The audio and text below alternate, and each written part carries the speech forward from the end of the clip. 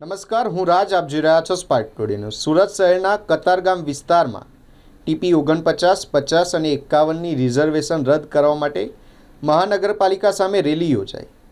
કતારગામ દરવાજાથી પ્રારંભ થયેલી આ રેલી મહાનગરપાલિકા કચેરી સુધી ગઈ, જ્યાં રેલીના સભ્યો પાલિકા કમિશનરને સામૂહિક આવેદનપત્ર આપ્યું હતું.